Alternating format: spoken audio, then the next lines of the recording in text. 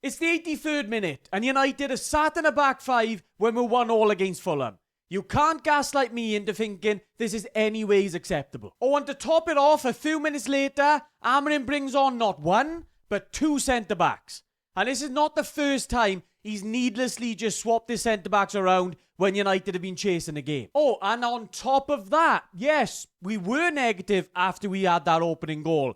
But when you bring on a sub like Ugarte, take off Mason Mount, it's hardly a signal of positivity, is it? I've tried to be positive to start this season, but as you can tell today, I don't really feel like it. Yes, we're only 2 games in, but this Fulham game was a carbon copy of so many games we saw under Amorim last season. It was fine margins, a couple of chances in the opening sort of 20 minutes, obviously missed a penalty as well, could be talking a lot differently. But end of the day, Amorim just simply isn't winning games. And this United approach of going up against mid-table teams and acting like we're the underdog, I'm sick of it now. Because yes, we do need a midfield signing, desperately. But can we ask ourselves as well, how much better are things going to get if we do sign a midfielder? We've signed £200 million worth of attackers, and we haven't got better in that area yet either. And now even opposition managers and players are talking about how easy it is to dissect the Amorim setup. And this isn't the first time that's happened either. So am I meant to just blindly just accept Amorim and his principles and not question anything? I'm going to show some game slides now that really illustrate what Fulham's manager Marco Silva and Iwobi were talking about when they were dissecting United's system. From the first minute to the 83rd, this is how United set up out of possession. In that 5-2-3 passive mid-block. A far cry from what we've been praising in the pre-season and at times last year when United pressed in the 4-4-2. We regressed, went back to the 5-2-3. In the 83rd minute, as I've showed earlier on, Iwobi in acres of space, United passive in the 5-2-3. I'm going to show a few more instances now of Iwobi particularly picking up the ball in very dangerous areas and United not really having an answer for it. You've got here in the 4th minute of the game, Iwobi got that space as he's dropping a little bit deeper. United very unsure as to who's meant to pick him up. Ahmad is going on to him, but then Ahmad has the wing back outside of him. Doesn't quite know, so he's late to get in there. This time Iwobi drops even deeper. He can pick the ball up in that midfield, so United's midfielders don't know. They don't know whether to go and press, and Mbeumo doesn't know whether to come back and mark him, causing confusion. Again here, you've got Mbeumo trying to track the run of Iwobi, as Ahmad and Yoro aren't quite sure as to who's meant to be stepping up into midfield to mark him. United's midfield too simply outnumbered, so someone else has to take the slack of it. United didn't know what to do in this game. A little bit later on, just a minute, you've got again Iwobi in acres of space, Yoro unsure as to who's meant to be marking him. Fulham don't pick him out this time, but look at the amount of space that Iwobi is simply in. Not just Iwobi, King this time. He runs into the middle of the pitch. United don't know who to pick him up as Fernandes is pressing a little bit higher. Casemiro has multiple men to mark. Luke Shaw late to get in there. Fulham in a couple of passes are onto United's back line. How many more instances have I got to show where United, it's just this utter confusion constantly. We saw it so many times throughout the course of last season. The Newcastle game was a prime example. They absolutely ripped us apart. But that was obviously with Casemiro and Eriksen in the midfield.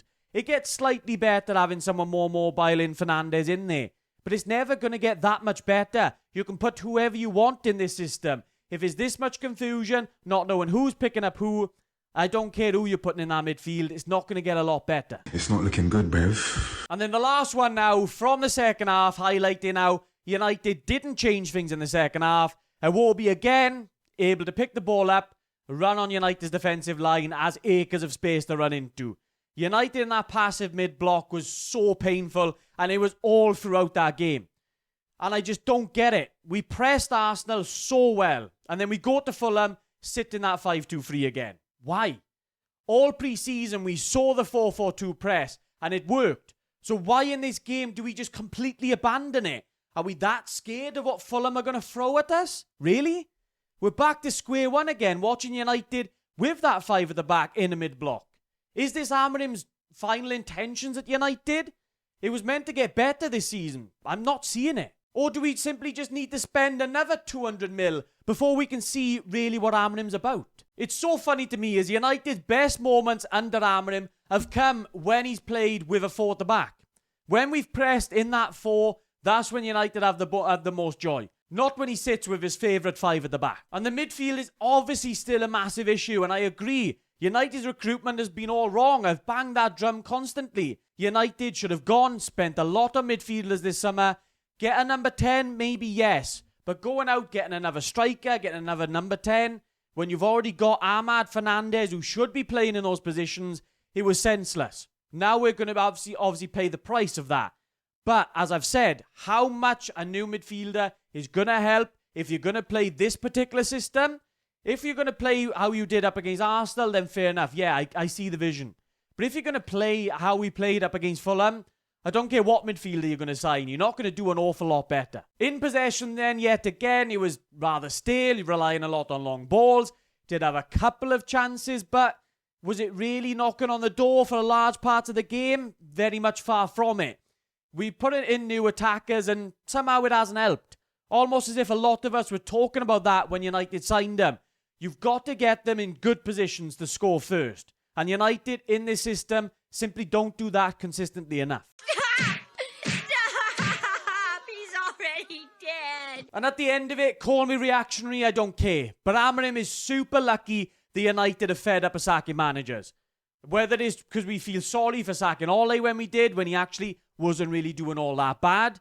But any other so-called top club, he'd be out the year by now. The only reason he's still here is because fans have this attitude where you can't keep sacking managers, which is fair.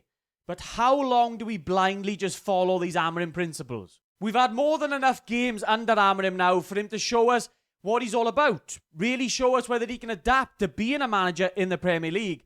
I haven't really seen enough of that at all just yet. Let me know what you guys think down in the comments down below. If you enjoyed the video, guys, drop a like, subscribe if you're new around here. Hopefully I am just being purely reactionary, but we're going to have to just wait and see. I'll catch you in the next one.